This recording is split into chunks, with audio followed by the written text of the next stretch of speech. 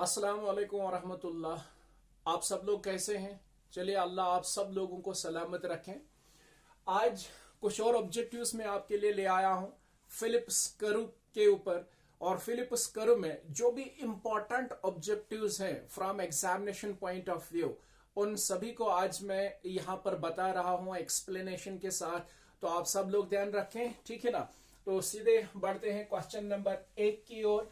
हमारा पहला जो क्वेश्चन है वो ये है, in the short run Phillips curve according to Keynes model is, यानी फिलिप्स कर्व जो है जब हम उसको शॉर्ट रन टाइम पीरियड के हिसाब से देख लेते हैं तो जेम्स लॉर्ड केनीज का क्या कहना है, यानी जेम्स लॉर्ड केनीज क्या कहते हैं about Phillips curve in the short run time period, ठीक है ना। तो आंसर क्या आएगा, यानी in the short run Phillips curve according to Keynes model is downward sloping. यानी यहां पर जेम्स लॉर्ड केनीज जो है वो भी कह रहे हैं कि शॉर्ट रन टाइम पीरियड में फिलिप कर्व जो है वो डाउनवर्ड स्लोपिंग है, यानी देयर एग्जिस्ट ट्रेड ऑफ, ठीक है ना, in the short run time period. ठीक।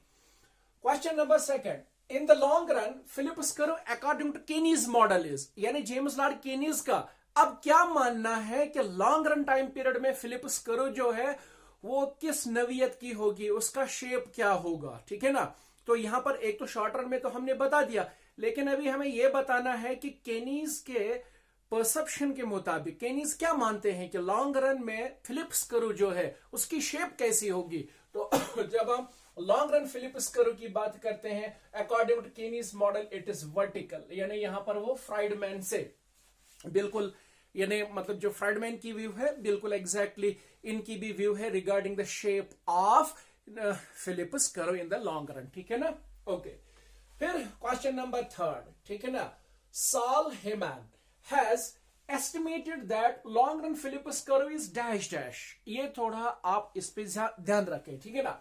यानी सॉल हेमैन जो है उनका ये मानना है, उनका एस्टिमेशन ये है कि लॉन्ग रन फिलिप्स कर्व जो है वो क्या है, वो बता रहे हैं वो नेगेटिवली स्लोप्ड है, ठीक है ना।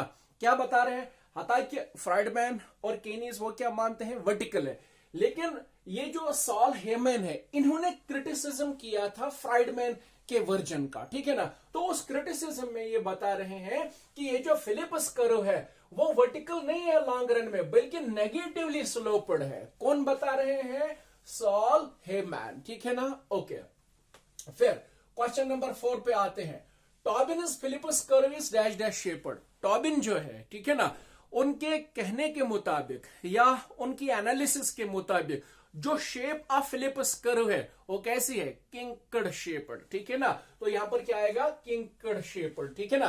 क्योंकि टॉबिन्स ने क्या बता दिया था कि मतलब एक तो उन्होंने कंप्रोमाइज किया था, ठीक है ना, बिटवीन जिसको हम बोलते हैं वर्टिकल एंड जिसको हम बोलते हैं डाउनवर्ड के बीच में, ठीक है ना। तो उन्होंने की जो फिलिप्स कर्व है वो कौन सी शेप की है, किंकड़ शेप्ड कर्व है, ठीक है ना।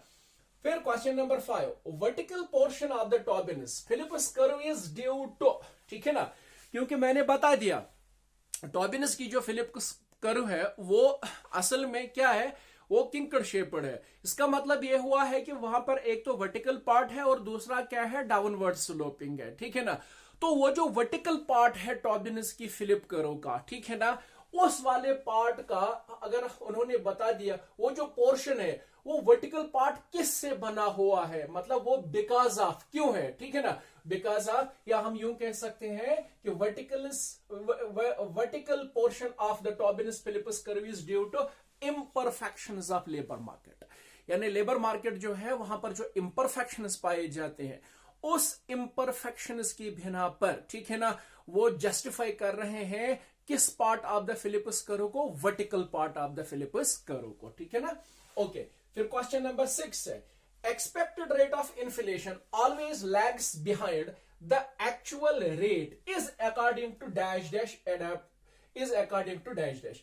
यानी जो एक्सपेक्टेड रेट ऑफ इन्फ्लेशन है ऑलवेज लैग्स बिहाइंड, ठीक है ना, actual rate is according to, ये किन का मानना था, ठीक है ना, या ये किन्होंने बात कही, ठीक है ना, तो उनको हम क्या बोलते हैं, एडेप्टिव एक्सपेक्टेशंस हाइपोथेसिस। यानी एडेप्टिव एक्सपेक्टेशंस हाइपोथेसिस का ये मानना है कि एक्सपेक्टेड रेट ऑफ इन्फ्लेशन जो है it's always lags behind the actual rate of inflation, ठीक है ना। ओके, फिर question number 7, what causes Phillips curve to shift over time is dash dash rate of inflation, ठीक है ना।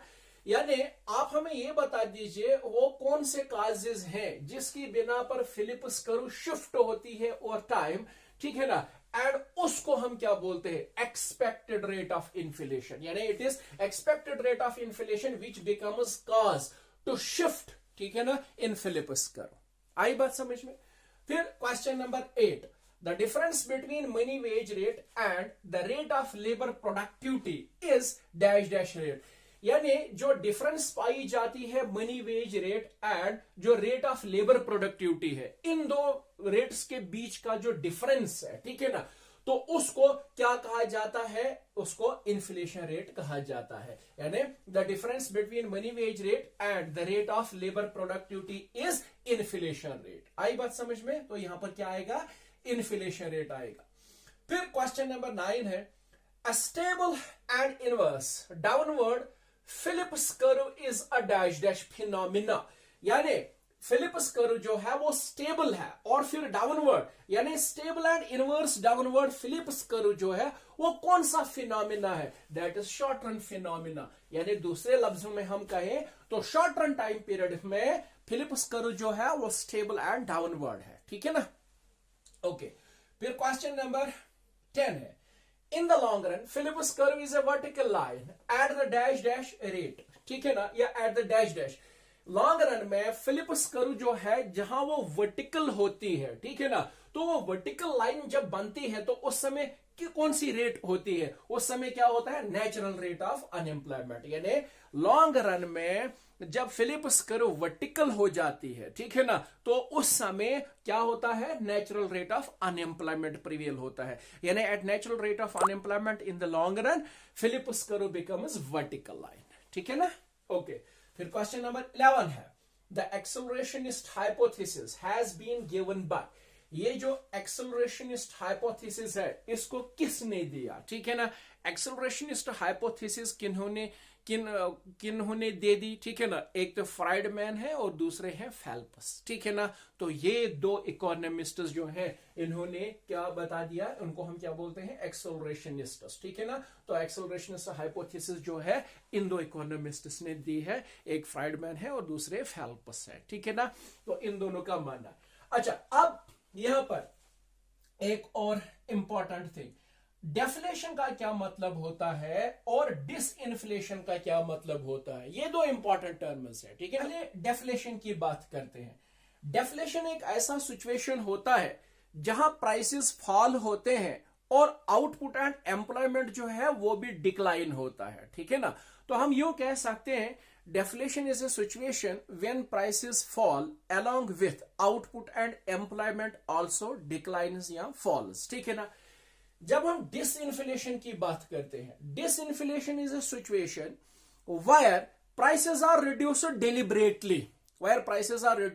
deliberately, but output and employment remains unaffected, ठीक है ना। यानी डिसइन्फ्लेशन में प्राइसेस जो है वो डेलिबरेटली कम किए जाते हैं, डेलिबरेटली उनको गिराया जाता है, कम किया जाता है, ठीक है ना, डेलिबरेटली, ठीक है। लेकिन जहां तक आउटपुट एंड एम्प्लॉयमेंट का ताल्लुक है उस पे कोई इफेक्ट नहीं पड़ता है, that remains unaffected. So this is the meaning of disinflation, ठीक है ना। तो ये दो इंपॉर्टेंट टर्म्स यहां पर।